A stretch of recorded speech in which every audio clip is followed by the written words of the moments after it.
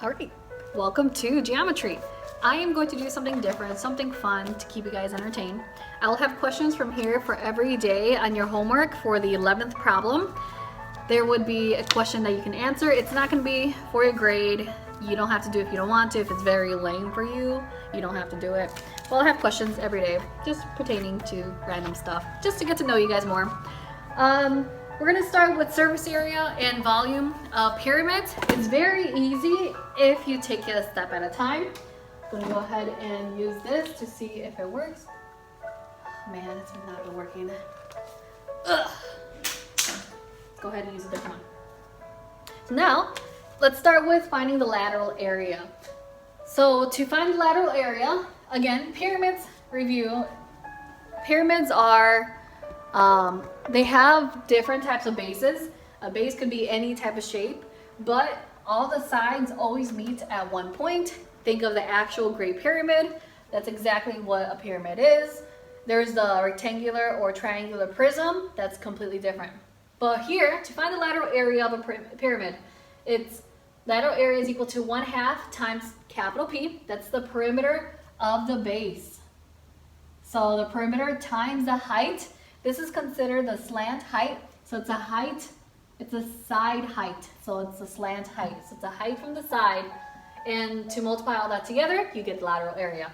Here, we have a shape here. We have a 1, 2, 3, 4, 5. It's a pentagonal pyramid, meaning the base is different. So every base is different for these problems. Most of them are.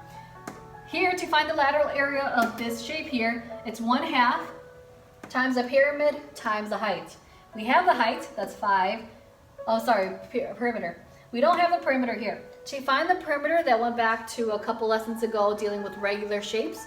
This is a regular polygon, regular 1, 2, 3, 4, 5. A regular pentagon. To find a perimeter, you multiply the side by the number of sides. 1, 2, 3, 4, 5. So now, my perimeter is 10. Now to get on to my formula, 1/2 times the perimeter times the height here, and then I end up with half of 10 is 5, 5 times 5 is 25, so your lateral area is 25. And let's go on to the next one. Here, we have to find the surface area. For these, go step by step. I will try to send you a link or even a picture of all the areas that I use, so you can use to solve for these, because the more we go on to them, the more areas you need to solve on the side before you actually use any of these surface area and volumes. Here, surface area of a pyramid, it's L plus B.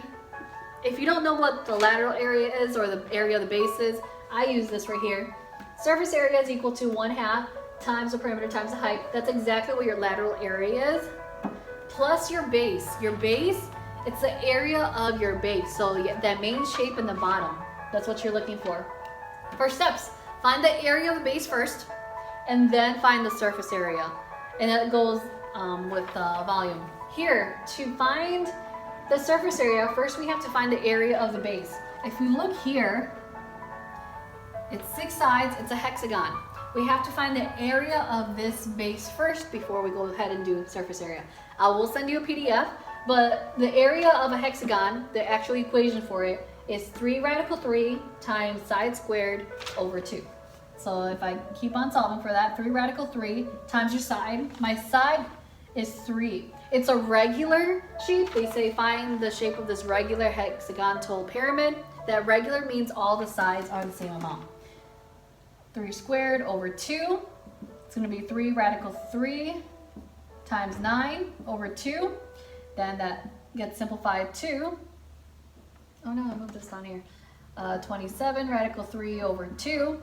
And you just multiply it all out if they ask for it. In this case, I get 23.38. I want a number in the very end. It makes it easier for us to put it into our homework. So 27 times radical 3 divided by 2, I get this. Now I can go ahead and find my surface area. So surface area is equal to 1/2 times your perimeter times your height plus your base. I'm going to go ahead and move this. I'll explain this later. So now, to plug it in, 1/2 is 1/2 times your perimeter. Perimeter is the area or the sides times number of sides. 3 times 1, 2, 3, 4, 5, 6. It's hexagonal, so I get 18. Times your height, that slant height, it's 12. Plus your area of the base, which we found from step 1, and that is 23.38. From this step, you go ahead and multiply. All right, to keep on going, I'm sorry about that. We go ahead and multiply them out. Half of 18 is 9. 9 times 12, doing PIMDAs, 108 plus 23.38. And your surface area is 131.38 centimeters squared. For your homework, all you're doing is putting the number. You're not even putting the S equals. So 131.38. If they ask you to round specifically, make sure you round specifically. So that would be your answer. Find your area base first and then go ahead and plug it into the formula. Example 3, we're going to find the volume of the pyramid. Before we do, we have to talk about the height. There's a difference between slant height and altitude. Altitude is when you have a shape. Let's say we have a triangular pyramid. We have, let's say we have a stick and we stick it straight from the top and we go directly down. It doesn't hit the side. It goes directly down to the base. This will be considered your altitude. So from the original one here, the height here is considered the slant height. It's from the height moving from the side here. But now the new one, what we're learning about today, is the altitude, meaning it's from the point down directly to the base and it's perpendicular. So it's a straight line, straight down. Volume. To find the volume, it's 1/3 times your area of your base times your altitude height. It's not your slant height. There's 2 different heights now. Again, same thing. Find your area first, and then you go ahead and find your volume. So let's go ahead and find our area. Our area, for example 3, our base is a triangle. So a triangle is 1/2 times base times height. To do that, this is a right triangle. That's what they showed us here. So base looks like it's 8. Height looks like it's 5. We go ahead and multiply that together, and we end up with 20. It's 4 times 5 is 20. So we find our area of our base. Then we go ahead and plug it into the formula. So step 2, I have volume is equal to 1/3 times your base times your slant height. So 1/3 times your area of your base, that's from step 1, that's 20, times your altitude. Altitude here, in this case right here, they have the arrow here. They always show a perpendicular box, meaning it's going straight down, and that is 9. And then, 1/3 of 9 is actually 3. Well, multiply everything all together. So you can do 1/3 times 20 times 9, or you can do what I did. And then you end up with 60. And it's in terms of inches cubed. But again, you're gonna put 60 or V equals 60. Just make sure, just put a number in. I don't need anything else from that. Last one, example 4. We have a shape like that shown below. They don't actually draw it out for you. It's a word problem, so make sure you read it from the book. You can pause the video, read it, and then look back at it. Here it says, what is the lateral area of the pyramid? That goes back to the beginning of this right here. If you noticed, here it says find the lateral area. You have to use the perimeter and the height of that shape. The height is a slant height, so it's from the side. Here in this shape, what we've drawn here, they only show the height, the altitude here. That means we can't find a lateral area. I can't multiply the perimeter times 70. I have to find the slant height. So we go on and draw it. If we see here, we create this triangle here. And if I take this triangle out, I have 115 here, but this whole thing is 115. So it's a line going straight down. It meets directly at the center. So if this whole side is 115, then here would be half of that, which is 57.5. The book has it as 115 divided by 2. You can do that, that's fine. So here, I have here as the base being 57.5, and then I have the height here, that's the side here, and that's 70. The slant height, I see that it's the side here, but also when I take the triangle out, it's also considered your hypotenuse. Before we even begin finding lateral area, we have to go work these problems first. Now, to find this, we have to use, it's a right triangle, we have to use Pythagorean theorem. So one side squared plus the other side squared is equal to the hypotenuse squared, and that's where your x is.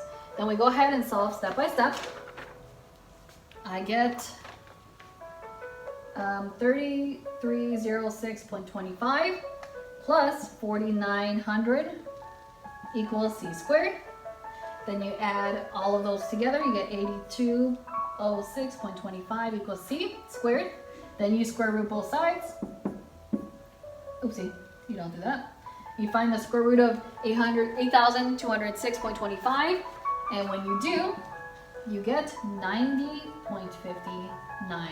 And that is considered your slant height, 90.59. So we have to work out certain problems to find what we're looking for. 90.59 is now our lateral height, or sorry, slant height. Now to find the lateral area is equal to 1/2 times your perimeter times your height. Perimeter, it's a square. So if it's a square, to find the perimeter, it's the measurement of the side, which is 115, times the number of sides, which is 4. Now I get 1/2 times, if I multiply those two together, I get 460, times your height. My height is that slant height I just found from the beginning. That would be 90.59. And after that, multiply everything all together, I get about 20,883.5. The book has it, they had it in terms of the square root sign from the very end. You don't have to do that. You can just understand it from the beginning, the basic Pythagorean theorem, and work your way there. You get the same answer anyways. Again, make sure you have any questions, let me know. I will have the question from the beginning, I'll have in a drop-down box, these here. It'll be in your homework to fill out. Don't comment these videos. We don't care about the comments. I miss you guys. Have a great day. Bye.